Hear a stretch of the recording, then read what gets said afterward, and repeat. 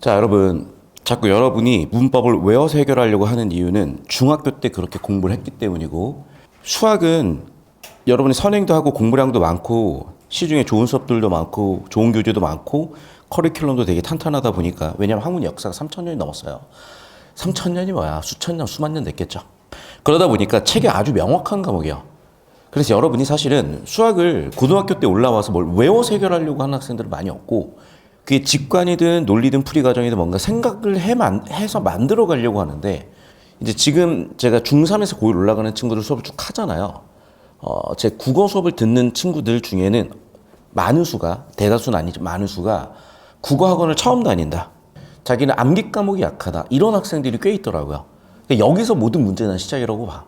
중학교 때는 국어를 암기해도 되는 이유는 사실 중학교 수학도 암기가 돼요. 왜냐하면 중학교 수학에서 한 7, 80점 정도 맞는 애들을 보자. 과연 풀이 과정이 5줄이 넘어가나? 외우는 게 되는 과목이야. 사실 수학도 다분히 암기적인 요소가 있죠. 왜냐하면 특정 패턴과 특정 유형, 특정 공식 같은 것, 특정 접근법들은 외워진 상태인 거야. 자, 그런데 내가 얘기하는 그 암기라는 덩어리로 봤을 때, 자, 고등학교로 넘어와서 특히 킬러 문제 쪽으로 가면 완전히 바뀌죠. 똑같아. 국어도 여러분, 우리가 비문학 한 세트를 외울 수가 있냐고요. 근데 자꾸 이제 국어라는 과목을 외우는 것 말고는 해본 적이 없으니까 자꾸 외워서 해결하려고 해. 근데 그 관성이 어디까지 가냐면 고3 수능까지 가는 이유는 고1, 2 내신하면서도 진짜 공부량을 많이 때려봤거나 조금 영리한 애들은 외워서도 되긴 하거든요. 그게 모든 재앙의 시작인 거야. 그러니까 무조건 생각하셔야 되고요. 선생님, 저는 생각하는 거 잘 모르겠는데요. 그게 밈이야, 밈. 그래서 이기적 유전자를 쓴 그 세계적인 석학이 밈 이론도 만들어낸 거예요. 결국 무슨 얘기냐? 다른 사람이 하는 얘기나 하는 행동을 보잖아. 그 능지를 그대로 우리는 복사할 수 있어요, 사실은. 그게 밈이야. 그러니까 잘하는 사람 거 보고 베끼면 돼요. 그래서 어린 시절에 예를 들면 운동선수가 되려고 한다. 폼이 예쁘고 운동을 잘하는 사람들 걸 계속 접해주게 만들면, 그걸 계속 접하게 만들면 이 친구들이 많이 바뀐다고. 자, 이 수업이 약간 자, 그러면 저희가 이제 내신에서 보는 문제를 보더라도 이 학교 내신이 상당히 다분히 암기적이에요. 그리고 교과서가 일단 금성교과서야. 금성교과서가 제일 특이한 교과서였거든, 예전 교육과정에 있어서. 그러다 보니까 되게 암기적으로 많이 했는데도, 자, 여기서 이제 문법이 한 40% 정도 출제가 됐는데 그 중에 유일하게 2문제만 암기해요. 그러니까 여러분 머릿속에 아직도 뭐가 있냐? 이런 거. 너머냐, 걸음이냐, 걸음이냐. 일단 첫 번째, 수능에 절대 안 나오고, 내신에서도 이런 문제는 제가 이제 매년 수업하는 학교들이 10개, 20개가 넘어요. 그러면 제가 다 모아보잖아.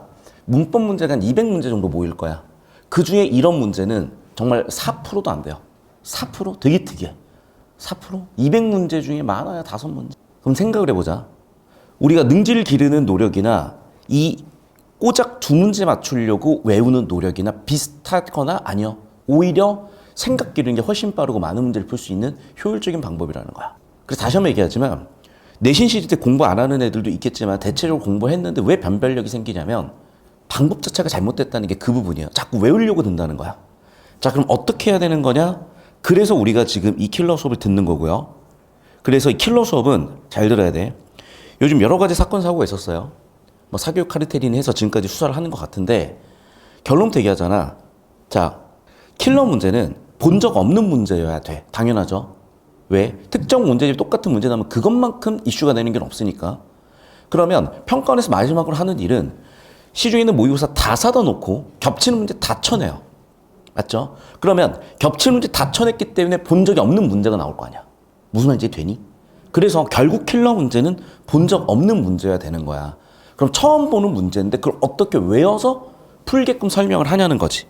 그래서 자, 잘 봐야 돼. 이 문제도 심지어 이감조차 해설을 어떻게 해놨냐? 우가 분야, 개가 분야로 해설을 해요. 그래서 개가 붙어서는 부사 파생이 안 된다라고 설명을 해. 애들이 그걸 알고 풀었겠냐고.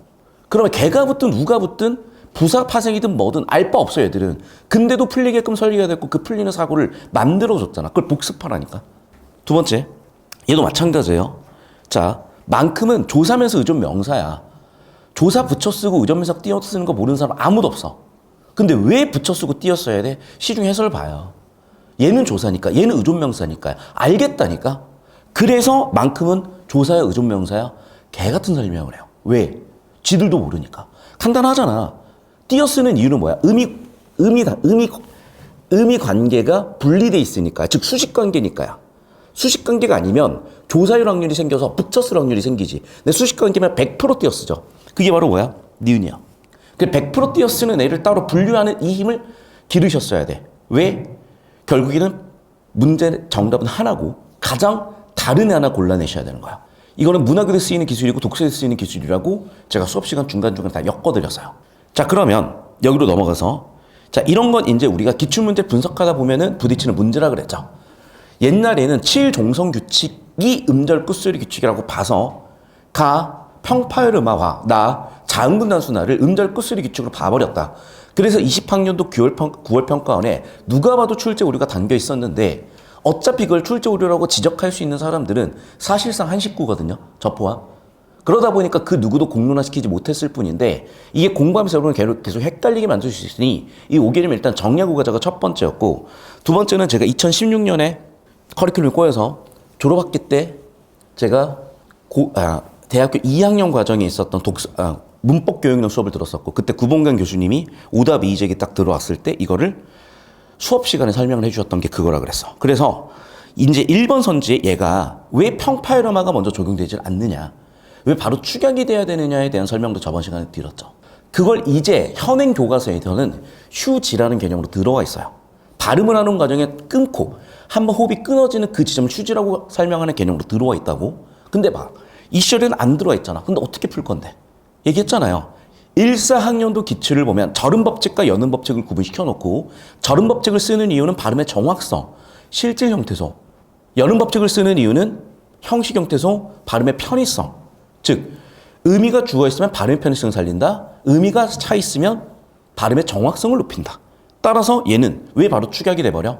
연음법칙처럼 발음의 편의성이 있기 때문에 발음을 중간에 끊어주지 않고 연달아 발음나. 바로 축약이라고 저번 시간에 그 사고름을 잡아드렸던 거예요. 무조건 생각하는 힘이 없으면 이제 국어는 절대 못 풀어. 못 푼다니까. 외워서 푸는 애들 등급을 봐. 제발. 그거 맞다고 우길 거면 우기세요. 자, 계속 본다. 그래서 이 문제가 출제 오류라 그랬죠. 20학년도까지는 뭐야? 음절 끝소리 규칙 안에 자음근 단수나와 평파열음화가 있어야 돼. 그러면 2번, 3번 복수 정답이지만 21학년도 시험범인 음절 끝소리 규칙은 평파열음화만 인정이야. 왜? 울림소리 계통들은 음운 변동이 아니거든. 우리는 지금 음운 변동을 배우고 있잖아. 그럼 음운 변동에 7종성 규칙은 넣을 수가 없는 거야. 따라서 평파열음화만 음절 끝소리 규칙이 된다는 대전제, 소전제, 결론이라는 논리 흐름을 잡으셨으면 어쨌든 20학년도까지 기출 2번, 3번, 21학년도부터는 정답 2번 꽂아서 갈 수는 있었죠. 하지만 문제 설계는 잘못된 거야. 20학년도였기 때문에. 자, 그리고 나서 이제 이 문제거든요. 이거 저번 시간 저랑 풀었냐, 안 풀었냐? 안 풀었죠. 잘 봐, 얘들아. 자, 이 문제도 왜 이슈가 생기냐면 두 가지 때문이에요. 첫 번째는 이거야. 자, 옛날에는 애들이 이해를 못 하는데 요즘 고1 때부터 문법을 학교에서 되게 심화시켜 가르치다 보니까 애들이 눈에 확 띄더라고요. 그래서 여기 보면 그 다음에 잡. 그럼 봐봐. 잡에 뭐가 붙어 있어? 희가 붙어 있다고 분리를 해줘요. 그러면 애들은 얘를 뭐라고 읽을 가능성이 생겨? 사동피동 전미사라고 읽을 가능성이 생겨. 근데 시중 해설지는 전부 다 이 가능성을 제거하고 해설을 해요. 그런 해설이 어디 있어? 이미 애들은 여기서 1번에서 걸렸고 실제로 1번에서 걸리라고 낸 건데. 그런데 봐봐. 떠넘기, 넘기, 기도 사동피동 전미사죠. 그래서 문제가 생겨요 벌써. 그래서 정리를 해보면 이제 이거야. 내가 맨날 경우의 수 얘기하는 게 그게 능지야. 수싸움이라고 표현하죠. 일어날 일을 생각하고 대비하는 거. 그럼 봐봐. 네 플러스 니인지 리인지 알게 뭡니까? 이걸 아시려면 석고상절 어원까지 가셔야 돼. 그래서 사실은 비가 내리다 할 때 내리와 돈을 내다 할 때 내자는 어원이 달라. 그래서 사실은 얘는 당연히 파생어가 아니에요. 그러니까 내리해서 내 플러스 리에서 내리가 되는 관계가 아니야. 근데 여러분이 석고상절을 외우고 있을 리가 없잖아. 그렇기 때문에 애들은 두 가지 가능성을 생각해버려요. 첫 번째 경우의 수 어떻게 돼? 내리치 몇 개로 보는 거야? 한 개, 두 개, 세 개로 본다고요. 내리치는 어떻게 보는 건데? 내리가 하나, 치가 하나. 그런데 잘 들어. 이렇게 봤든 어쨌든 경우의 수 1번으로 보내는 정답은 1번으로 보였을 거예요. 그런 애들은 변별됐겠지. 그런데 자 2번을 보니까 떠넘기다도 마찬가지야. 봐봐. 뜨 플러스 어 플러스 넘 플러스 기 플러스 야. 그럼 봐봐. 뜨 어 넘 최소한 몇 개요? 3개야. 그럼 봐. 일단 첫 번째 얘는 100% 3개고요. 얘는 확률이 존재해요. 둘 다. 우리가 정확한 단서는 없으니까. 그런데 평가원은 이렇게 해서 어떻게 하라고 2번을 설계한 거냐? 잘 봐. 일단 확률로 보면은 얘는 100%니까 2번으로 가는 게 맞고요. 두 번째는 이거야. 평가원에서 많이 쓰는 사고방식인데 왜냐면 이런 거다. 우리 사회학과라고 하잖아요. 사회과학대학에 있는 사회학과라고 하지.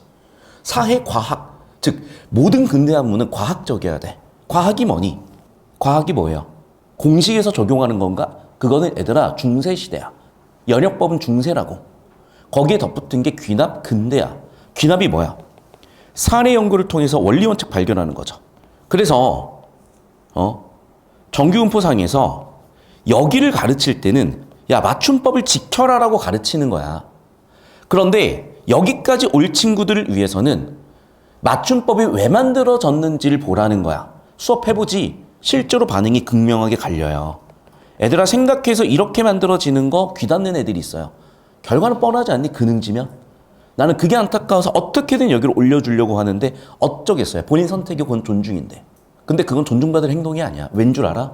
내 가능성 있고 내가 할 수 있는 최선을 하지 않았는데 왜 존중받아야 되지? 난 그런 건 존중하고 싶지도 않고 그런 거는 내 인생에 허용하지도 않아요. 그냥 결이 안 맞으면 각자 인생 살면 그만이야. 자, 그래서 평가원은 모든 1등급부터 9등급 학생이 여기까지 생각하길 바라고 가르치는 거예요. 그게 여러분을 위해서도 맞는 거니까. 그래서 뭘 준다고? 사례로 판단할 수 있게 준다고. 그게 뭐야? 밀어붙이더라고요. 중간에 뭐가 들어왔어? 연결음이 들어있죠. 뭐가 들어있어? 연결음이 들어있죠. 이렇게 단서를 2개로 줘서 2번으로 다시 한번 꽂은 거예요. 납득이 안 되죠. 기출문제 분석이 안 돼 있다는 얘기예요. 이런 증거는 차고 넘치기 때문에 그냥 이렇게 하시는 거고 내가 다시 한번 얘기하지만 킬러 문제는 본 적 없는 문제이기 때문에 이렇게 하시는 겁니다. 스펙으로 보나 경력으로 보나 이력으로 보나 뭘로 보나 그냥 대한민국의 인강이란 비슷한 거라는 강사 중에는 내 말이 맞으니까 그냥 따라오시면 돼요. 자, 넘어가서 7번 문제도 7페이지 문제도 능지 문제라고 설명을 드렸고 8페이지 문제도 해설을 하실 때 내가 얘기 드렸죠. 너희가 이게 웅인지 엄인지 외우고 있을 리가 없다니까. 그런데 이게 출제가 된 뒤로 학교 선생님들을 외우게 시켜. 그 얘기야. 자, 외울 건 외우세요. 하지만 1, 4학년도에 그걸 웅인지 엄인지 외우고 있는 애들은 단 한 명도 없었어. 근데 나는 보자마자 능지가 딱 보였죠. 왜? 아무리 봐도 지붕은 집에 관련된 건데 그러면 집이라는 어원에다가 뭘 붙였겠어? 얘를 붙여서. 근데 집에서 파생된 단어고 발음에 편해졌으니까 그냥 지붕이라고 발음하나 보구나라고 이 정도 상식을, 이 정도 능지를 만들어내지 못하는 게 4등급 이하야. 선생님, 자 4등급인데요. 이 능지 되는데요. 걔는 1등급 나와요. 만들어 가시라고 제발 그 사고를. 자, 그래서 뭐야? 마중은 원래 뭐였겠어요? 맛 플러스 웅이었겠죠. 지붕도 마찬가지야. 뭐야? 집 플러스 웅이었겠죠. 무덤도 뭐겠어요? 묻다의 묻 플러스 엄이었겠죠. 이해됐니? 그래서 원형들을 보고 아 얘가 원형이야, 얘가 원형이야, 얘가 원형이야. 뒤쪽에 파생 접사들이 붙어서 또는 어미들이 붙어서 새로 만들어진 말이겠구나 라는 사고를 만들어내는 그 능지요. 이건 중학교 재민이들 못 알아먹고요. 재밌는 건 고3 애들은 지루하고요. 고2 중에 머리가 돌아가는 애들은 느낌이 와요. 희한하죠. 하셔 제발 이 사고 흐름을. 이렇게 능지 기를 수 있는 문제 몇 개 없다. 계속 봅시다. 자, 9페이지는 그래서 제가 얘기했던 대로 뭐다? 의문론적 환경을 묻는 문제가 아니라 형태론적 환경을 묻는 문제였고 그래서 형식 형태소 여는 법칙, 실질 형태소 저는 법칙 아까 설명했던 꽃이니 왜 축약인지 설명해주는 그 문제라 그랬었고 한글 맞춤법 묻는 문제가 아니라 그래서 무릎이야 무릎이 하고 있으면 안 되고 얘가 형식인지 실질인지 따지시라 그랬고 띄어쓰기 보니까 얘는 무조건 실질일 것이고 됐니? 따라서 당연히 니은이고 이야 이다 이다에서 왔으니까 서술격 조사 조사니까 형식 형태소 정답 1번은 그냥 이시초컷이 나셨어야 되는데 이 문제는 그렇게 푸는 게 중요한 게 아니라 뭐가 중요한 거다? 여기서 시작되는 아이디어가 중요한 거다라고 말씀드렸습니다. 자, 계속해서 이제 10페이지인데 이걸 뭐 최소 대립성이라고 설명할 필요도 없어요. 이것도 능지 문제야. 그래서 의문의 정의를 알고 있는 애는 최소 대립성을 그냥 의문의 정의랑 엮어 설명을 했나 보구나가 보여. 의문 하나가 바뀌어서 의미가 바뀌는 거. 의문은 의미구분의 최소단위라 그랬으니까. 그러면 보시면 알겠지만 의미구분의 최소단위 하나 때문에 의미가 바뀌는 걸 체크하고 봤더니 결국엔 숫자 세는 문제였어. 능지 문제였다고. 개념 문제도 아니야. 제발 여기에 최소 대립성 개념이 어디 들어가 있어요? 비슷한 문제가 있었지. 그게 뭐야? 얘야. 도대체 여기에 사이소리, 사이숏 개념이 어디 들어가 있어? 그냥 도매가격, 도매값이 합성명사인지 아닌지만 분류하면 답이 1번이거든. 이것도 능지 문제라 그랬지. 한 번 설명해서 알아먹으면 1등급, 두 번 설명해서 알아먹으면 2등급, 세 번 설명해서 알아먹으면 3등급, 4번 이상 설명해도 못 알아먹더라. 4등급이야. 존나 신기했다니까요, 정말. 능지 싸움인데 다시 한번 얘기한다. 능지가 나쁜데 어떡하냐고? 따라하시면 돼요. 그러면 비슷해져요. 그냥 본인 의지야. 그냥 하기 싫은 거야. 그럼 하지 마. 왜 본인이 하기 싫고 의지가 없는데 옆에서 힘들게 주무세요. 너희 잠 깨고 싶지 않아. 하고 싶은 거야. 카메라한테 하는 거야. 카메라한테. 미안해. 자, 너한테 한 얘기 아니야. 제발. 미안해 여러분. 미안해. 수업 들어온 친구들은 좀 고마워요. 수업을 들어왔잖아. 왜냐면 봐봐. 니네 땡땡이 치고 PC방 가서 놀 수도 있어. 내 수업에 앉아있는 게 나는 감사하기 때문에 수업 듣는 친구들한테 뭐라고 하는 게 아니야. 제발 뜨끔하지 마. 찔리지 마. 카메라한테 하는 거야. 제발. 주무세요. 이거 갑자기 화들짝 놀라서 깨가지고 내가 죄송했어요. 얼마나 피곤하겠어. 야, 나도 지금 자고 싶어. 주무세요. 적당히 체력 안배하면 하세요. 자, 이번 11페이지입니다. 자, 얘도 마찬가지야. 애들이 막 중세국어 나면 외우려고 하는데 외우는 거랑 아무 상관없고 자꾸 개념 모른다 그러는데 개념하고 아무 상관없는 게 초등학교 잼민이도 영어학원 다녀가지고 자동사, 타동사가 뭔지는 알아요. 자동사, 혼자 있는 애. 타동사, 다른 대상이 필요한 거. 목적어 있는 거. 그러면 자동사, 타동사로 구분하라 그랬으니까 자동사, 타동사 문장 구조 구분해서 분석했어야지. 근데 봤더니 어떤 특징이 보여? 중세국어에서는 형태 변화 없이 자동사, 타동사 둘 다 쓰인 애야. 중세국어에서는 형태 변화 없이 자동사, 타동사 둘 다 쓰인 애야. 근데 현대국어는 형태 변화가 생겼죠. 뭐가 붙어버렸어? 사동, 피동, 전미사가 붙어서 파생돼서 다른 단어가 돼버렸잖아. 다른 단어라니까. 접사 붙으면 다른 단어라고요. 다른 단어기 때문에 어떻게 됐다? 네. 타동사로만 쓰이겠지. 다른 단어니까. 자동사로는 못 쓰이는 거지. 붙어야, 접사가 붙어야 자동사로 쓰이는 거잖아. 이거야.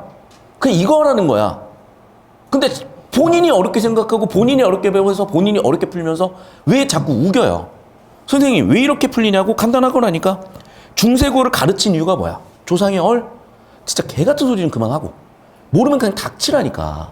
정확하게 이거예요.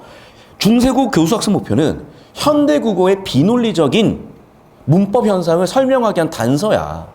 그러니까 기본적으로 현대국어랑 중세국어를 비교 추론하는 거예요. 비교 추론하는 능력을 묻는 거야. 외우라는 게 아니라. 봐, 여기 쓰인 것 중에 중세국어 어디 있어? 100% 현대국어죠. 맞잖아. 자동사, 타동사? 너희가 중세국어 가서 배웠니? 주어, 서술어, 목적어 잡는 거 중세국어 가서 배웠어요? 선생님, 이거 뭔데요? 그 정도 능지가 안 되는 건데 그냥 배우라니까. 마음을 봐. 형태소를 비교해보면 을인 거고 형태소를 비교해보면 아시겠지만 옛날에는 얘가 마음이었겠구나. 자연이겠구나. 얼마나 친절하게 줬냐고요 지금. 근데 이걸 모르면 틀려야 돼. 그 정도 노력도 없었으면 틀려야 돼 그거. 그런데 이걸 외워서 처리하겠다는 애들이 솔직히 이걸 모를까? 그건 능지예요. 그 정도 외운 애들이. 어떻게 해야 된다고? 배우시라고. 자, 이것도 낚시가 상당히 들어가 있다 그랬지. 그런데 집중할 건 기억 니은이야. 관형사가 후행명사 수식. 니은은 뭐야? 목적어 서술어 관계. 근데 여기서 낚은 게 뭐야? 아까 띄어쓰기랑 똑같은 거야. 만큼은 조사명서, 의존명사로 쓰인다 그랬지. 그럼 여기도 마찬가지다 우리가. 자, 뭐라고? 그래요. 수문이라는 거는 관형사야 관형사형 점성미가 붙은 용언이야. 그 얘기야. 두 가지 가능성이 생기잖아. 그럼 두 가지 가능성을 고려해서 가야지. 그럼 100% 기억 니은에 적용되는 건 4번문이라니까. 어떤 질문이야? 이 문제는 지금. 그래. 자, 기억 가능성이 있고 없고잖아. 뭐는? 수문은. 확률적으로 봤을 때 수문은 기억이 될 수도 있고 안 될 수도 있잖아. 그럼 왜 그걸 넣어야 되는데요? 기억 니은을 모두 충족하다 100% 충족하는 건 일단 이 두 개라니까. 일단 이 아이디어에서 시작을 했어야 돼. 됐니 여기까지? 자, 그럼 봐라 얘들아. 숨은 그림 찾기가 경우에 따라서는 문맥에 따라서 부사수식을 받을 수도 있고 문맥에 따라서는 어떤 경우가 존재할 수도 있어? 주어가 있을 수도 있을 거야. 또 봐. 단서가 지금 어쨌든 불충분할 수는 있는데 기본적으로 단어의 구조를 보시면 수문은 어디서 시작된 단어야? 용언, 업, 간에서 시작된 단어야. 그러면 당연한 얘기지만 얘는 기본적으로 얘랑은 다른 성격인 거잖아. 내가 자꾸 강조하는 게 뭐예요? 이런 정보 분류 능력이라고. 그래서 저번 주 수업을 제가 지금 짤막하게 요약하고 있고 킬러가 이런 특징인데 이 강조를 왜 한다? 얘 때문이다야.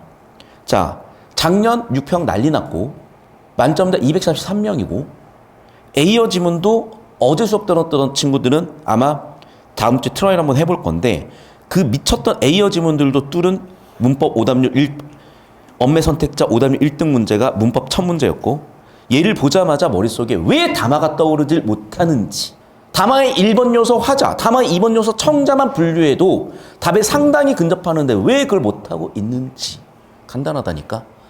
킬러는 너희가 본 적 없는 문제를 낸다고. 대신에 풀 수는 있게끔 낸다고. 그래서 능지를 기르시라고. 담화 개념에 따라서 1인칭, 2인칭 분류하시면 대화 참여자는 아니냐, 즉 담화 요소 안에 속하냐 속하지 않느냐로 분류할 수 있다고 그랬었죠. 그럼 담화 요소에 속한다? 잘 들어야 돼. 3인칭이지만 누구야? 라고 부르는 순간 대화체라 그랬지. 백구야 대화체죠. 백구야 청자죠. 지금 무슨 얘기야?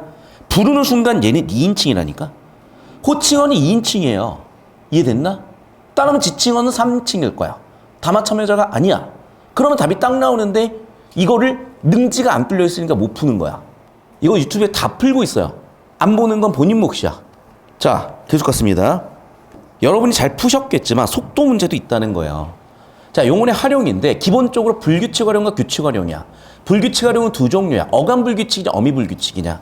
자, 봐. 정보 불규칙이라니까. 자, 우리는 활용이란 걸 배우시는데 활용은 종류가 두 개야. 뭐라고? 불규칙이냐 규칙이냐. 불규칙은 크게 두 종류라니까. 어감 불규칙이냐 어미 불규칙이냐. 그럼 정답 나왔다니까요. 어감 불규칙에 해당하는 거 몇 번이야. 1, 3, 4, 5야. 2번 어미 불규칙 정답 2번 끝이라고. 정보 불규칙에만 잡고 있으면 답이 툭툭 나오는 거고 이거는 내신도 마찬가지라 그랬죠. 왜? 수능 문제를 킬러 문제를 읽을 줄 알고 낼 줄 아는 선생님들이 최상위권 변별하기 낸다고. 우리 그래서 기억도 나실 건데 이 지역의 해관고 정교생이 틀렸던 문제, 그래서 이 지역의 자사고나 일반고 최상위권이 틀리는 문제들 제가 조합해가지고 봤잖아. 세속탈속 이분법적 구분만 할 줄 알아도 다 풀리는 문제 봤었잖아. 똑같다고 제발. 자, 얘는 이제 왜 틀렸냐? 안 외워서 틀린 거라고 이건. 그러니까 이게 안 외워서 틀린 거예요. 그러니까 제발 내가 정확히 구분해 준다. 자, 그럼 봐 얘들아. 조사는 외우셔야지. 특히 인용은 뭐야? 그래, 고라고가 붙는 거야. 조사로. 맞아? 그럼 좀 더 격식적으로 라고까지 붙이는 게 직접. 다 떼버렸으니까 고만 붙는 간접이라고 외우시라 그랬고. 그러면 A는 인용절이 아니죠. 고라고가 없으니까. 그럼 뭔데? 동격 또는 관형의 성격을 한다고. 예보랑 같은 의미잖아. 됐어? 어떤 예보잖아. 됐어? 근데 이거는 다시 한번 얘기하지만 고라고를 외우고 있지 못하면 틀리는 문제야. 이게 암기야. 그러니까 유일하게 암기에서 약간의 킬러 성격이 있었던 게 얘가 유일해요, 지금. 자, 여기서 내가 암기하라는 건 뭐냐? 중학교 수준에서 외워야 되는 거는 기본이야. 자음 모음도 모르는데 문법을 어떻게 논합니까? 형태에서 개념도 모르는데 어떻게 논합니까? 고1 때 배우는, 내신 때 배우는, 여러분이 수능 들어가서 배우는 새로운 개념을 몰라서 틀리는 경우는 없다는 거야, 여기까지. 자, 계속 본다. 자, 인제 15번 저번 시간에 이어서 첫 문제입니다. 자, 영상 끊습니다. 자, 현대국어에는 단모음이 됐으나 이게 왜 이중모음이었다? 내가 얘기하잖아. 현대국어와 중세국어 비교 추론하는 게 중세국어 교수학습 이유라니까. 그러면 자, 못 외워요, 여러분. 이거 고1 때 나랑 내신했던 애들은 알 거야. 이거 나랑 달달 외웠어요, 진짜. 내가 수업 시간에 3번 했어. 여름방학 때 한 번 했고요. 9월 달에 했고요. 내신 직전에 한 번 더 해줬어요. 근데도 틀려가지고 오더라. 그러니까 니네 손으로 복습을 안 해서 그래.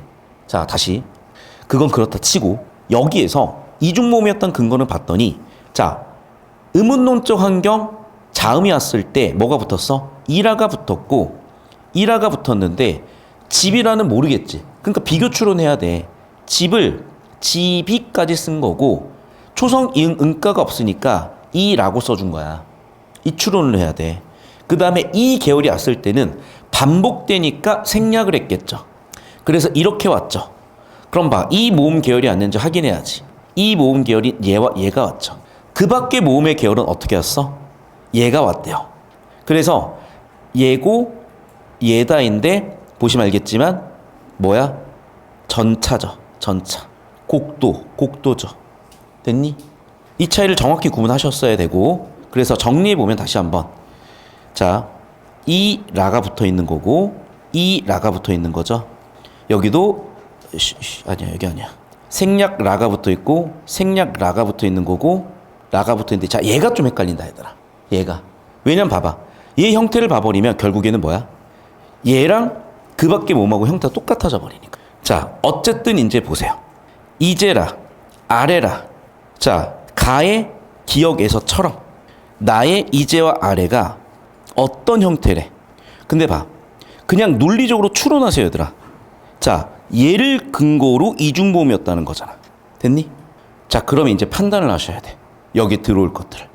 영상 잠깐 끊었다 갑니다. 얘들아 봐봐. 그러니까 얘도 뭐가 똑같은 문제냐면 얘랑 똑같은 문제고 얘랑 똑같은 문제야. 그래서 무슨 얘기냐? 자, 판단하는 논리적 사고 과정을 묻는 거야. 잘 들어야 돼. 문법의 교수학습 목표가 뭐냐면 잘 들어. 문법을 잘 지키자가 아니야. 기초적 문법 지식을 바탕으로 탐구학습, 과학적인 사고 과정을 통해 논리적 사고를 기른다야. 기초적인 문법 지식이니까 심화 암기를 묻지 않아야 돼요. 근데 내신 선생님들은 다시 한번 얘기한다. 이 뒤쪽을 잘 모르시는 것 같아. 어쩌겠어. 그걸 해야 대학을 가는데. 하지만 여러분, 외워서 하나, 이해해서 하나 비슷해요. 여기서 차이는 누구냐? 재능일 수도 있고 체력일 수도 있어. 당연하지. 잘하는 애처럼 해야지 왜 못하는 애들처럼 하려고 그래. 외우는 거 아니에요. 이해하시는 거야. 반복해서 외워지는 거야. 그럼 얘도 마찬가지인데 형 앞에 쳐놓은 거 보이시죠? 무엇을 보니가 앞쪽까지가 뭐임을 알려주는 거야? 단서임을 알려주는 거야. 더 따라오시면 그래서 땡땡이를 보니 얘가 반모음 위로 끝나는 이중모음이었대. 그럼 여러분 봐봐. 일단 첫 번째 니은에 들어가야 될 애는 첫 번째 단서는 뭐야? 다시. 우리가 니은이나 기억에 들어가야 될 애들은 첫 번째 단서가 반모음 위로 끝나야 돼요. 그럼 끝난 거야, 얘들아. 반모음 위로 끝나면서 이중모음이 내는 뭐밖에 없어. 다시. 앞쪽에 오는, 기억에 오는 건 체연이에요. 체연이 이중모음 또는 반모음으로 끝난 애가 뭐밖에 없냐고. 첫 번째 오는 애는 집이죠. 두 번째 오는 사지. 세 번째는 불희, 전차, 곡도. 얘밖에 없어. 맞잖아. 반모음이가 있으면서 이중모음이 내는 얘밖에 없잖아요, 사실. 왜? 봐봐. 얘는 집이니까 사실은 잠으로 끝난 애인 거고, 있다 하더라도 반모음이가 아니라 단모음이고, 단모음이고, 아래야 단모음, 오도 단모음이야. 그럼 유일하게 반모음이면서 이중모음일 수 있는 애는 얘밖에 없잖아. 능지 문제 3번 끝이에요. 그래 사실은. 사고할 필요도 없이. 그래서 내가 보다가 약간 내가 지금까지 얘기했던 그 흐름에서 얘가 또 나왔고 잡고 계세요. 그래서 자꾸 제가 여러분한테 드리는 게 뭐냐면 봐봐. 이런 문제는 여러분이 처음 보잖아요. 그러니까 처음 보는 문제인데 패턴은 있다니까 얘들아. 그런데 그 패턴과 사고하는 방식이 다들 익숙하지가 않고 가르치지를 못하고 배우지를 못하니 계속 똑같은 걸 내도 변별이 되니까 이런 게 나올 때 여러분 생각하는 힘으로 만들어내서 뚫어보라는 거야. 그러면 사고가 뚫리면 이젠 킬러가 나와도 다 대응이 돼요. 그리고 학교 선생님이 기출문제를 변형해서 내실 수밖에 없어, 문법은. 왜냐하면 선생님들도 아셔요. 애들이 대학 못 가는 이유는 내신 때문이 아니라 결국에는 수능 최저 못 맞추잖아. 학교에서 상위 4%까지는 또는 상위 10%까지는 다 1등급 나오잖아.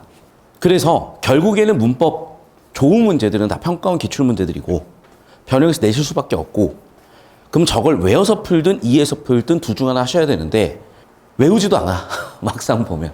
제발 외우기라도 하시고 이해하시고 가시라고. 외우면 내시는 되고 이해까지 하시면 수능 최저까지는 되신다고. 됐죠? 자, 14페이지 갑니다. 자, 얘도 지금 뭐 첫 번째 문제 알아서 푸셨을 거니까인데 두 번째 문제인데 여러분 제발 잘 들으셔 이것도. 자, 기본적으로 우리가 사동 피동에 대해서 교과서 학습 활동을 보면 나와 있어요, 그림이. 자, 피동은 왜 쓰지?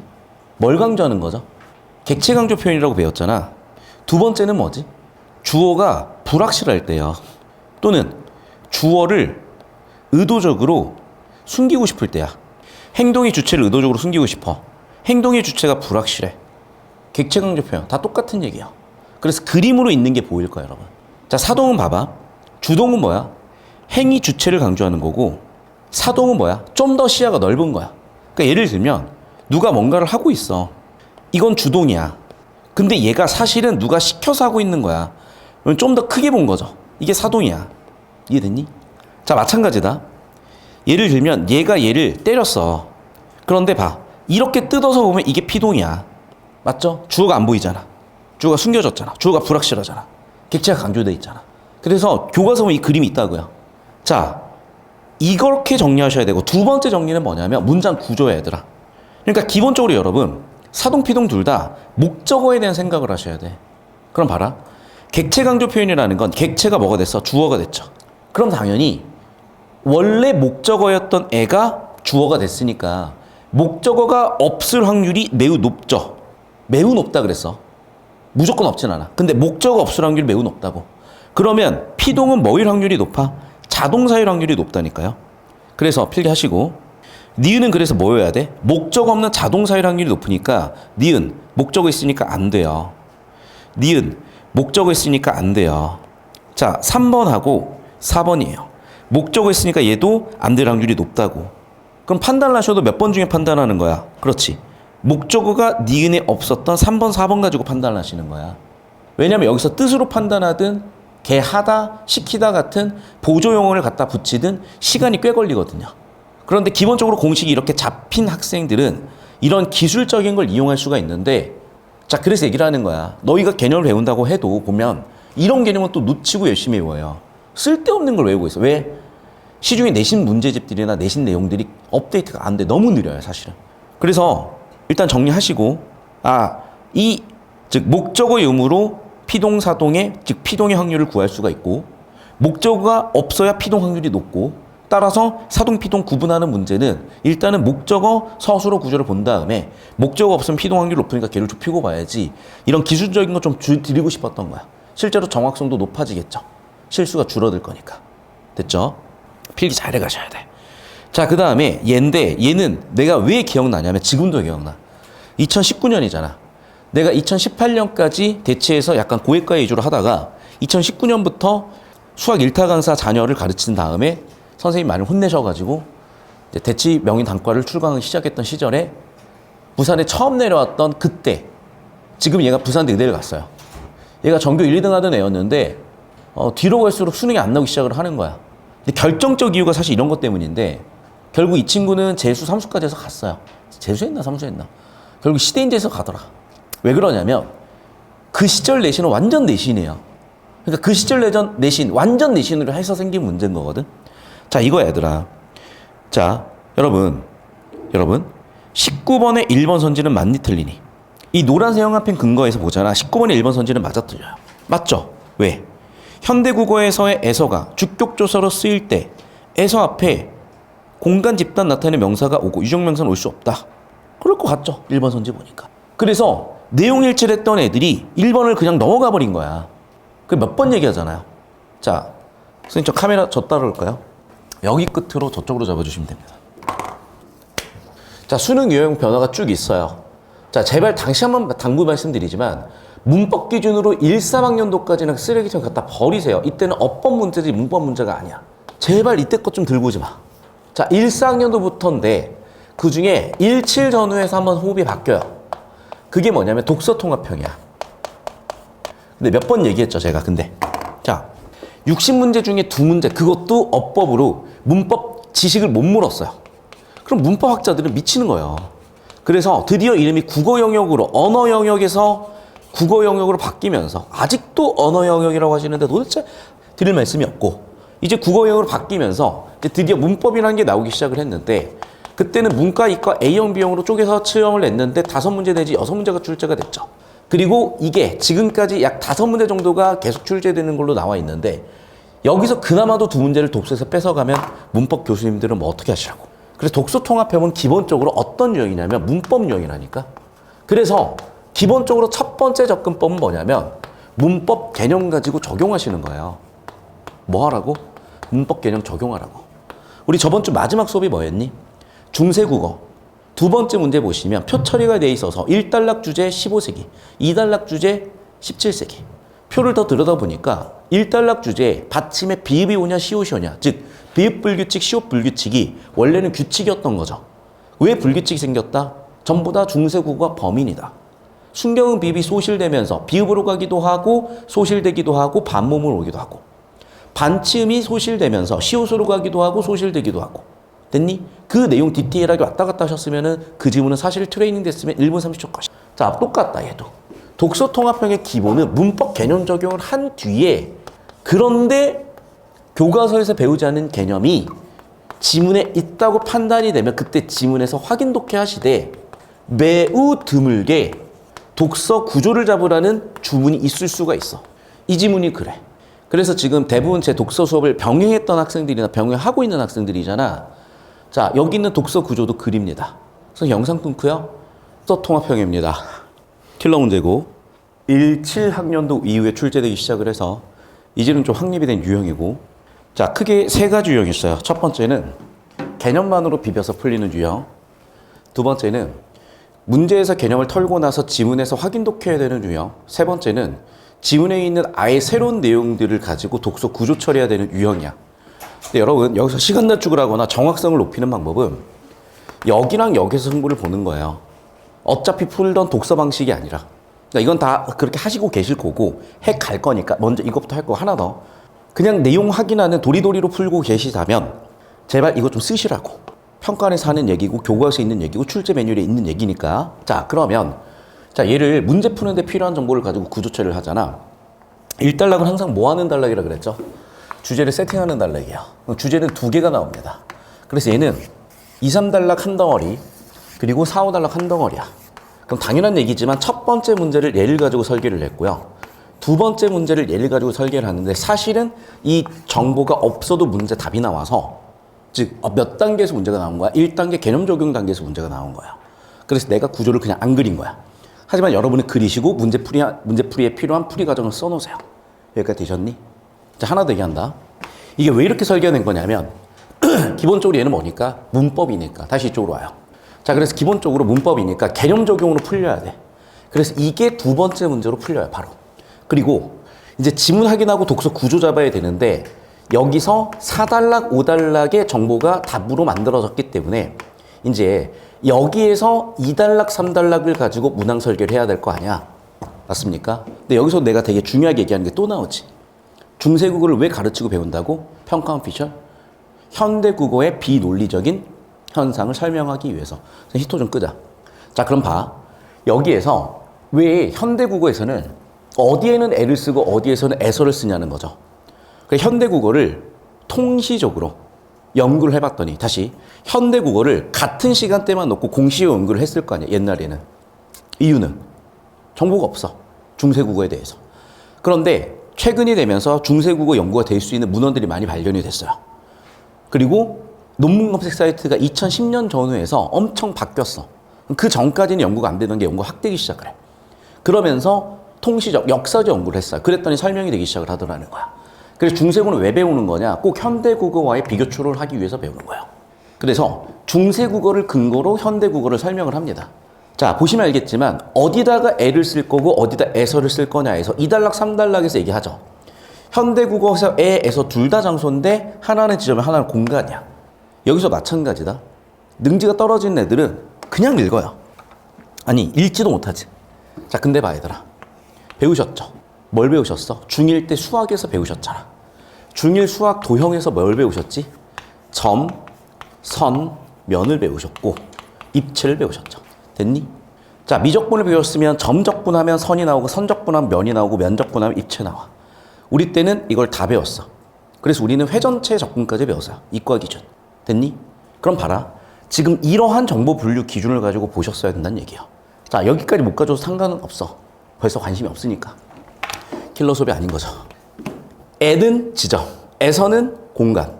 둘 다 장소. 왜 이런 이유가 벌어졌어? 3단락의 중세국어로 설명을 합니다. 서라는 게 이 시다에서 왔다. 이 시다의 의미는 공간이다. 따라서 얘만 공간이다. 그런데 중세국어는 얘가 생긴 지 얼마 안 돼서인지 둘 다 사용하더라.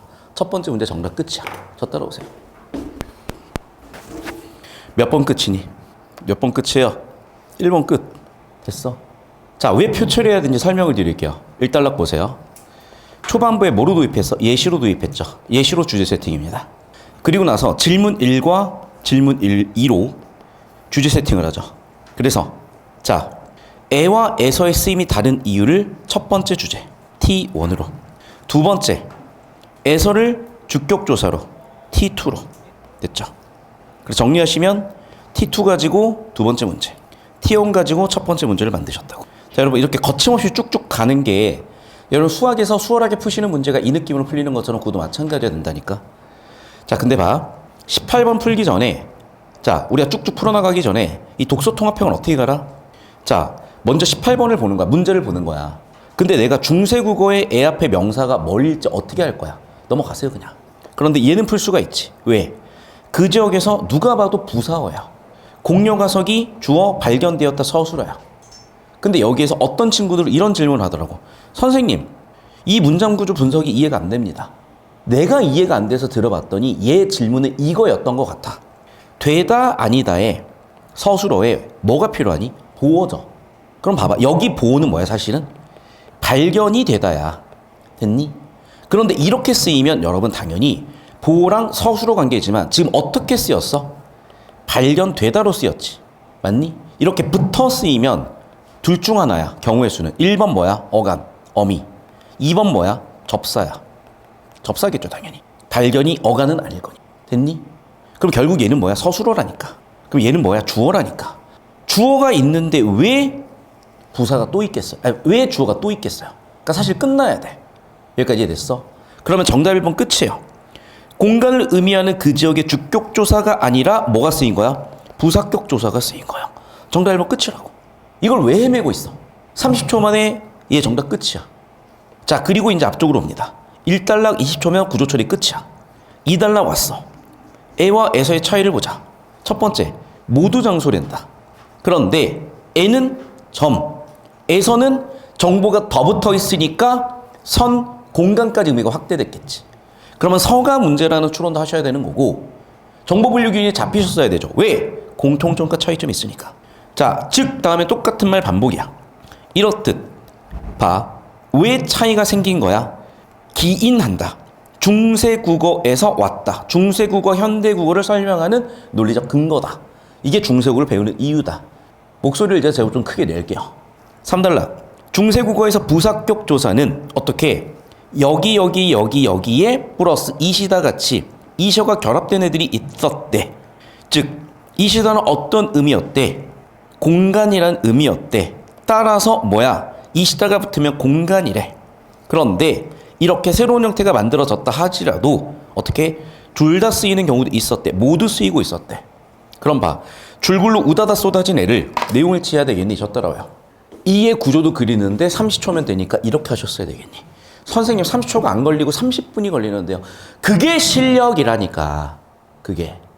수학의 풀이 과정 없이 답 내는 게 편하다고 그렇게 하셨다가 검산도 안 되고 실력 느는 느낌도 없이 작살나실 건지 이렇게 해가실 건지 이렇게 하세요.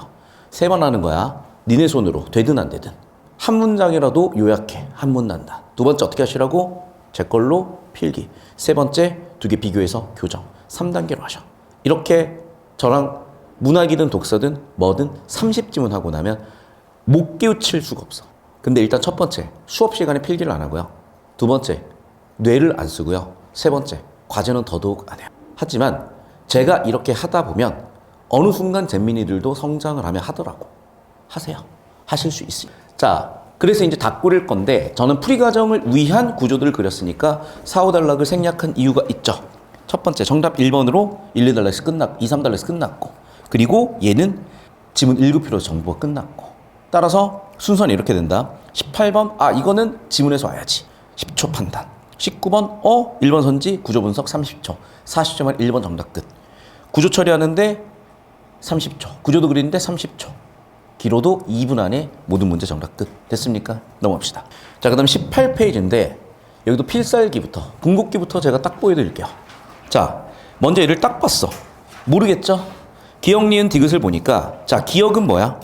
뭐 모르겠어. 뭐가 있는지. 니은은 뭐야? 리을 탈락이에요. 디귿은 뭐야? 리을이 디귿으로 교체가 되나? 그럼 걔만 가지고는 내가 전혀 모르겠고, 맞죠? 넘어갔는데 어차피 이러한 차이에 대한 설명은 없어요. 자, 봐봐. 실전이라면 내가 20번을 보고 기억 니은 디귿이 뭐지? 잘 모르겠다 하고 3, 40초 정도 하고 두 번째 문제로 넘어갈 거야. 그런데 결론부터 내잖아요. 아까도 얘기했지만 얘들아 봐. 기억은 뭐야? 변동 없음이야. 니은은 뭐야? 리을 탈락이야. 디귿은 뭐야? 리을이 디귿으로 교체된 거야. 뭐 하는 거야? 아까 도울뿐, 수식 관계이기 때문에 100% 띄어 쓴다 같은 정보 분류 기준 잡아서 분류하시는 거야. 자, 무술 뭡니까? 리을 탈락이죠. 쌀가루 변동 없죠. 나달 얘는 아무것도 아니지. 니을 받침도 아니니까. 솔방울 변동 없죠. 섣달 리을이 디귿으로 바뀌었죠. 푸나무 탈락이죠. 순서대로 쓴 애 누구냐? 나달 아웃. 2번 끝이네. 됐니? 봐봐. 정보 분류 기준 잡아주니까 바로 나오잖아. 이게 풀이 과정이잖아. 니네 암산으로 풀었다 하더라도. 그러니까 제발 풀이 과정 쓰는 거 귀찮아하지 말라니까. 너희가 수학 수업 들어갔는데 풀이 과정을 안 배우면 뭘 배울 건데? 됐어? 자, 이거는 지문을 뚫고 나서 사실 이렇게 풀리는 거긴 해요. 자, 그런데 두 번째 문제는 바로 풀려, 얘들아. 자, 왜냐? 내가 얘기했지. 제일 중요한 게 뭐야? 주제야. 주제라고. 그러면 여러분 뭐에 주목해야 돼? 디귿이냐 시옷이냐에 주목을 해야 돼. 집중해라. 디귿이냐 시옷이냐. 왜 받침이 디귿이야 시옷이야. 그걸 설명하는 선지는 1번, 2번, 3번 선지니까 4, 5번 선지입니까? 4, 5번 선지예요. 그래서 답을 고르셔더라도 4, 5번에서 골라질 확률이 87% 이상이라 그랬지. 제발 이런 기술 좀 쓰라니까. 왜냐면 여러분 국어는 시간 낮추기 되게 어려운 과목이야. 그러면 이런 데서 긁어가지고 여기서 3분 쓸 거 2분 써. 어디서 4분 쓸 거 2분 써. 어디서 5분 쓸 거 4분 써. 어디서 6분 쓸 거 2분, 4분 썼어. 6분만 긁어와도 문학 한 지문을 건질 수가 있잖아. 근데 그걸 안 해서 한 지문이 부족하잖아, 시간이. 평균적으로 2등급이 한 지문을 날려요. 제발 이렇게 하는 거라니까. 다시 한번 얘기한다. 주제를 정답으로 설계할 확률이 87%야. 그러면 1, 2, 3번에서 어그로 끌릴 게 아니라 주제는 뭐야? 왜 받침에서 디귿이냐 시옷이냐야. 그래서 어차피 여기는 문제 보고 못 풀어요. 그러니까 문제 스캔하는데 3점 올려서 지문 들어갑니다. 1달락. 자, 이걸 녹색으로 현관패 치는 이유는 이미 배경지식으로 설명이 끝났어야 되기 때문이야. 자, 문제는 뭐야? 현대국어에서 얘네들이 일관성이 없다고요. 그 일관성을 설명하는 게 뭐야? 중세국어라니까. 2달락. 자, 그래서 설명을 하죠. 첫 번째. 얘는 다시 기억은 변동 없음. 니은은 뭐야? 탈락. 디귿은 뭐야? 디귿이 리을이 디귿으로 교체. 자, 이유가 뭘까? 아까 얘기했죠. 뭐 때문이야? 현대국어 설명 때문에. 현대국어를 안 되기 때문에. 그래서 중세국어로 설명을 했더니 3달락. 뭐였다는 거죠? 그렇죠. 관형격 조사였기 때문이라는 거죠. 시옷이. 그래서 여러분들 익숙한 형태로 쓰자면 뭐라고 제가 저기서 써드렸잖아. 발의 가락이야. 근데 이걸 뭐라고 쓴 거야? 발시옷 가락이야. 그래서 저랑 문법 개념 정리한 친구들은 알죠. 왜 사이시옷을 쓴다고? 관형격 조사 시옷의 흔적이기 때문에. 그러니까 기본적으로 합성어야 되지. 명사, 관형격 조사, 명사 구조야 되니까. 그래서 합성 명사여야 기본적으로 합성어야. 합성 명사가 아니어도 되긴 해. 왜? 어간, 어간이어도 되는 경우가 있어. 경우에 따라서는. 근데 다시 기본적으로 뭐야 되기 때문에 관형격 조사였어야 되기 때문이야. 그래서 합성 명사는 아니냐는 조건이 들어갔던 거고. 됐니? 자, 그럼 봐봐. 관형격 조사로 사용이 돼야 돼. 그래서 시옷이야. 근데 문제는 얘가 통시적으로, 역사적으로 흔적이 없어졌어. 다시 역사적으로 없어졌어. 그리고 흔적만 남았어.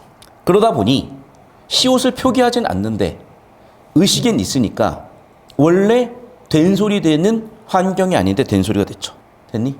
자, 그럼 3단락은 뭐에 대한 설명이에요? 변동 없음에 대한 설명이야. 4단락은 뭐의 설명이야? 리을 탈락에 대한 설명이야. 볼 필요도 없이 5단락은 뭐에 대한 설명이야? 리을이 디귿으로 교체된 것에 대한 설명이야. 근데 봐. 우리가 3단락까지 받고 구조를 딱 보니 저 따라오세요. 히터 꺼졌지? 자, 여기까지 3단락 정리 끝났잖아요, 지금. 그럼 풀릴 수 있는 문제는 풀었어야 돼. 그게 첫 번째 문제죠. 첫 번째 문제는 예시들을 기억, 니은, 디귿 분류하라는 거야. 변동 없냐? 리을 탈락이냐? 교체냐? 그래서 여기까지 지문 털고 구조도 그리는데 2분. 1번 문제 푸는데 끼켜 30초. 그래서 2분의 3분 안에 끝났어. 그럼 이제 4, 5단락을 털어야 되는데 결국 5단락의 주제는 뭐예요? 다시 두 번째 문제의 정답은 뭐야? 주제는 뭐야? 왜 시옷을 쓰고 디귿을 쓰냐야. 얘랑 관련이 있겠어요? 얘랑 관련이 있겠어요? 당연히 디귿이 얘랑 관련이 있겠지. 그래서 사실은 4단락은 스킵하더라도 지장이 없었어. 근데 뭐 어쨌든 여러분 부지런히 읽어주셨고, 자 5단락 갑니다. 자 그래서 마찬가지로 원래 뭐였다는 거야? 시옷이 들어가줬어야 돼요. 그런데 사람들이 얘를 니을 빼고 시옷으로 쓰기도 했다는 거죠. 그리고 시옷으로 굳었다는 거죠. 그런데 알고 계시죠? 877로 바뀌면서 중세국어에서 8종성, 7종성, 7종성으로 바뀌면서 아시다시피 디귿, 시옷이 둘 다 살아있다가 시옷이 선택을 받았다가 받침 발음으로 디귿이 선택을 받지.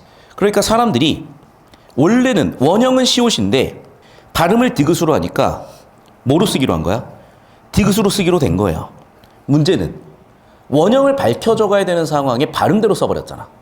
그래서 얘는 뭐 하는 글이야? 한글 맞춤법을 비판하는 글이에요. 한글 맞춤법에서는 어떻게 했어? 니을이 디귿으로 교체가 나는 것으로 보자. 니을 소리가 디귿 소리로 나는 걸로 보자.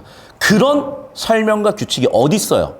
우주 역사에도 없어. 그런데 한글 맞춤법이 틀렸다는 얘기예요. 그래서 한글 맞춤법 자꾸 외워라. 병신 같은 얘기라니까. 제발 좀. 제발 외우는 거 아니에요. 왜 그렇게 만들어졌는지 원리를 이해해서 고칠 거 고치고 개선할 거 개선해야지. 그렇게 따지면 세종대왕님이 만드셨던 법령, 경국대전 아직도 따르고 있어야지. 무슨 말인지 됩니까? 법이라는 것도 바뀌는데 문법은 두말할 필요도 없어요. 과학적 지식도 바뀝니다. 확률 제일 높은 걸로. 다시 한번 얘기하지만 40년 전에 만들어진 법을 왜 외우고 있어? 한글 맞춤법을. 얘는 뜯어 고쳐야 되는 게 한둘이 아니에요. 그래서 한글 맞춤법을 비판하고 있어. 어떻게? 뭐라고? 리을이 디귿으로 바뀐 게 아니야. 왜? 원래 시옷이었으니까. 따라서 설명되지 않으므로 근거 뭐라고? 비판. 즉 뭐야? 원래대로 시옷을 쓰는 게 맞지. 리을이 디귿으로 가는 일은 없으니까. 됐습니까? 자, 이 글의 주제가 잡히셨기 때문에 오른쪽 정답도 바로 보일 겁니다. 뭐 찾는 거야? 틀린 거. 그래서 평가원은 방금 이 내용을 4, 5번에 박아놨죠. 자, 4번 선지 맞는 선지죠. 부합하지 않다. 맞죠? 디귿으로 적는 거는 틀렸다. 왜? 리을에서 디귿으로 오는 건 없다. 원래 뭐로 적었어야 된다? 시옷으로 적었어야 된다. 5번은 자 봐봐. 얘네 둘 다 뭐였어? 시옷이었고 발음이 디귿으로 같아졌잖아. 됐니? 발음이 같았기 때문에 시옷을 디귿으로 바꿔 쓴 건데 이것을 연구가 덜 된 한글 맞춤법에서는 뭐라고 설명했다? 리을을 디귿으로 바뀌는 걸 설명했으니까 틀렸다. 서로 발음이 같았다 달랐다. 다른 것이 원인이었다. 됐니? 그래서 정답 몇 번 나와야 되겠어요? 틀린 거니까 5번 나오셔야 되는 거야. 됐니? 되셨어? 킬러 일만 하죠. 한글 맞춤법이 틀렸다는 얘기를 수능에서 하고 있으니까. 근데 그래서 내내 얘기하잖아. 근데 안 들려요. 왜? 들어봤던 얘기가 아니니까. 그런데 요즘 젊은 강사들이 제 수업을 많이 봐요. 내 나이 알지? 43이야. 젊은 강사라고 얘기할 만해. 20년 이제 뭐 어린 애들은 뭐 22살, 23살도 있을 거 아니야. 그럼 제 후배 강사들은 이걸 보고 배우는 거에 거북함이 없죠. 왜냐면 나보다 후배니까. 그러니까 그 친구들은 정확하게 가르치는 방향으로 가더라고요. 잘들 배우시고. 자, 20페이지도 저번 시간에 설명했지. 간략하게 리뷰한다. 자, 22번을 보자마자 정답 2번이 바로 보여야 되는 이유가 활용의 개념을 알고 있으면 규칙 활용과 불규칙 활용이 구분이 되고, 그러면 당연한 얘기지만 1번 불규칙 활용 맞고 2번 비읍으로 바뀌었으면 비읍이 나타나야 되는데 안 나타났잖아. 정답 2번 끝이어야 되는 거고, 그래봐야 30초 걸렸고, 두 번째 보니까 독서 통합편 구조도가 나와 있고 1단락의 주제는 15세기에 2단락 주제는 17세기. 뭐라고? 불규칙 활용일 거라고. 그래서 1, 3, 5번은 비읍 불규칙, 2번, 4번은 시옷 불규칙이야. 어떤 의문 환경에서 뒤쪽에 자음이 붙냐 모음이 붙냐에 따라서. 그래서 그거를 쪼개가지고 왔다 갔다 해봤더니 규칙 활용 주황색은 볼 필요 없고 불규칙 활용 빨간색을 보셔야 되겠고, 왔다 갔다 해보니까 돕다 같은 경우에 어떻게 자음 앞에서는 비읍, 모음 앞에서는 순경은 비읍, 자음 앞에서는 비읍, 모음 앞에서 순경은 비읍. 그래서 1, 3, 5 전부 다 생존. 시옷으로 갔더니 어떻게 됐어? 자음에서 시옷, 모음에서 반침. 자음에서 시옷이라 그랬는데 반침 들어왔으니까 1단락에서 4번 아웃이야. 자, 이제 2단락으로 갔어. 2단락 갔더니 어떻게 됐어? 순경의 비음은 소실됐는데 아, 앞에서 반모음, 오우 앞에서 오우. 그래서 봤더니 그러네. 어떻게 가야 돼? 아래야 으 앞에서 오 우가 돼야 되는데 으가 왔으니까 아웃. 오 우가 돼야 되는데 아래가 그대로 왔으니까 아웃. 남는 건 얘만 남았어. 얘만 남았어. 자, 반치음 받습니다. 소실됐어야 되는데 시옷돌 다 살아있네. 아웃. 남는 건 정답 1번 끝. 됐습니까? 2번에서 시옷이 살아있으니까 아웃. 다 죽었어야 되는데 소실됐어야 되는데 살아있으니까 아웃. 남는 건 정답 1번 끝. 됐어. 잘 들어. 여러분이 독서 통합형을 꼼꼼하게 읽고 푸는 건 할 줄 안다니까. 그럼 뭐가 안 되는 거야? 저 따라오세요. 독서 통합형이지만 첫 번째, 여러분이 알고 있는 문법 개념 지식을 적용해서 정답 털어내는 능력. 두 번째, 문제를 보고 지문 설계를 확인해서 확인 독해하는 이 능력. 여기서 시간 정확성이 대폭 단축이 돼. 왜 그런 거냐? 다시 한번 얘기한다. 당장 예를 봐도 그렇죠. 주황색 제어고는 다 군더더기야. 그리고 내가 얘기했지. 여기서 의대가 내도 틀렸다고. 왜? 지문을 열심히 파버리면 1번이 맞는 것처럼 보인다니까. 그런 착시를 벗어나기 위해서는 먼저 문법으로 틀고 나서, 문법으로 틀을 잡고 나서 지문을 활용하는 거야. 자, 세 번째. 여기도 마찬가지죠. 1, 2, 3번에서 시간 꽤 쓴다니까. 하지만 정답은 4, 5번이야. 왜? 주제가 4, 5번 중에 하나니까. 주제가 4, 5번이니까. 주제 보셨으면 4, 5번에 집중 먼저 털고 정답 없으면 1, 2, 3번으로 가도 늦지 않아. 어차피 시간은 비슷하게 걸려. 하지만 이런 접근을 하셨을 때 정확성, 실수, 시간 전부 다 이득이라고. 되셨습니까? 자, 계속 보셔야 돼. 그리고 이 담화 문제가 계속 이렇게 툭툭 나오다가 최근 킬러로 확 나온 것도 기억하시고, 그래서 기본적으로 여러분 여기에서 봐. 지시표지 연결표지 같은 ABC, 다시. 지시표지 연결표지 같은 B, C, D, E, F 같은 걸 계속해서 내고 있고, 담화상한 분석하는 유형들을 내고 있잖아. 그러니까 적당히 맞든 틀리든 넘어가는 게 아니라 그런 생각을 가지고 보셔야 되고, 됐죠? 푸셨을 수도 있고 푸셨을 거니까 넘어가도록 하겠습니다. 자, 이 해설지가 여러분한테 컬러로 나가거나 교재로 나가거나 할 텐데 이 해설지를 어차피 나눠드려도 안 보더라고. 자, 여러분이 판단하세요. 해설지 필요하다 손. 필요 없으면 안 나눠준다. 필요하다 손. 빨리 번쩍 들어. 그래, 손 내리시고. 이렇게 하고 해설지를 줘야 읽더라고요.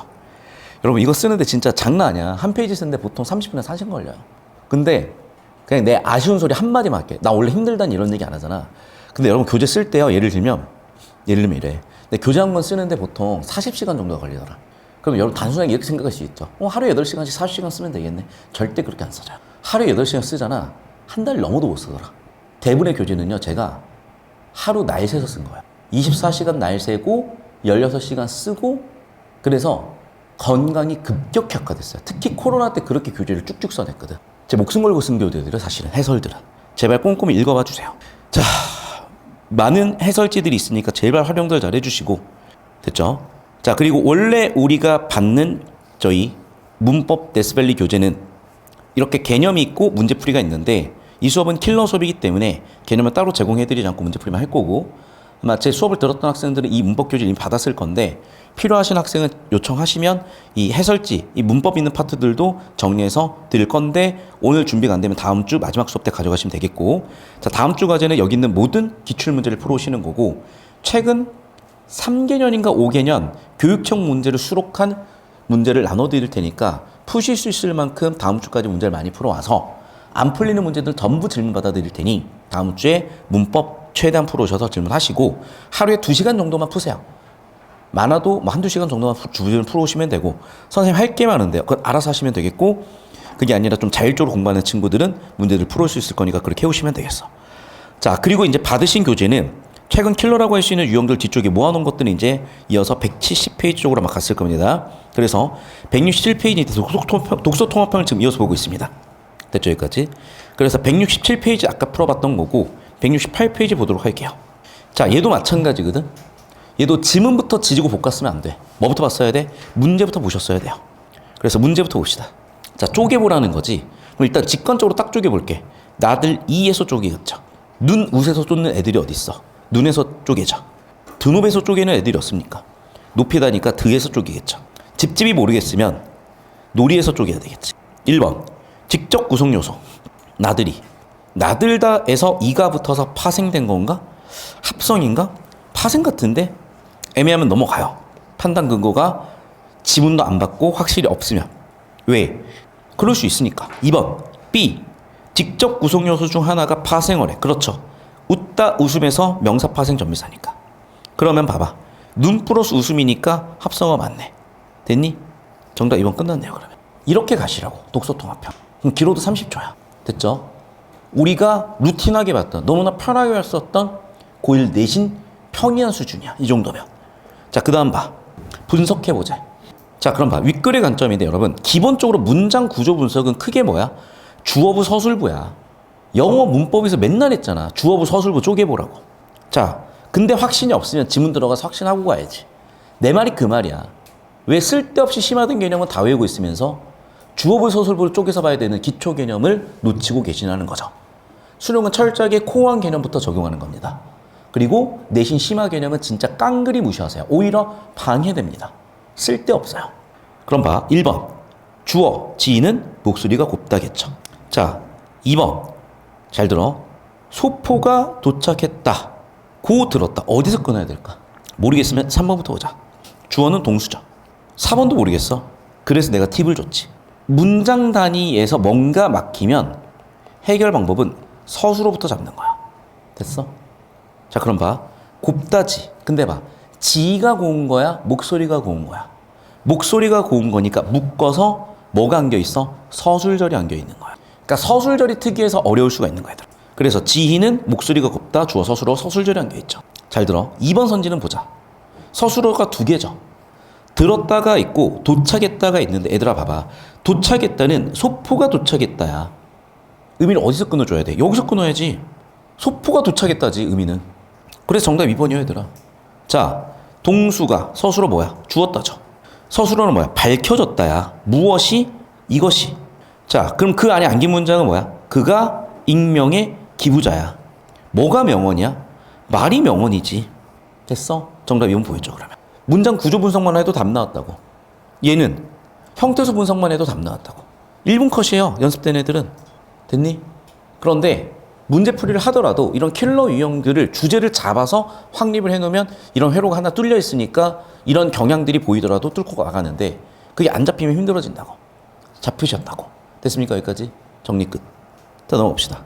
자, 아까 설명했었던 피동은 일단 목적어, 객체가 주어가 되는 표현이니까 목적 없을 확률이 높다 가지고 3, 4번 좁히는 기술들 아까 설명드렸던 거 기억이 날 거고요. 자, 넘어가서 이제 170페이지인데 이건 사실은 지문 읽고 푸는 거니까 여러분 푸시던 대로 푸시면 돼서 넘어갈 거예요. 얘도 171도 마찬가지. 172도 마찬가지인데 혹시 이슈가 있으면 얘기를 하세요.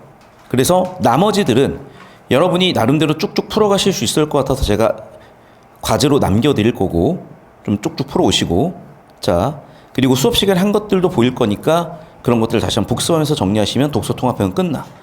자, 그래서 과제는 181 독서 통합형을 하나의 주제로 풀어오시는 거고 질문 들어오는 문제들은 100% 다 해설해드리겠습니다. 자, 계속해서 여러분 자꾸 어문규범에 대한 부담이 있을 수 있는데 외우라고 안 낸다니까?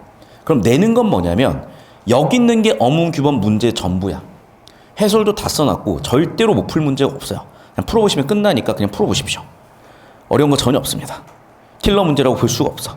자, 그리고 이제 188페이지부터는 최근 5개년을 묶어놨는데 최근 5개년 문법이 많이 어려워진 느낌 분명히 있어서 여기 있는 걸로 쭉쭉 풀어가시면서 연습을 해오셔야 되는데 그 중에서도 엄매로 바뀌는 시점에 매체 통합형을 어려워하시는 것 같아요. 자, 잘 보셔야 돼.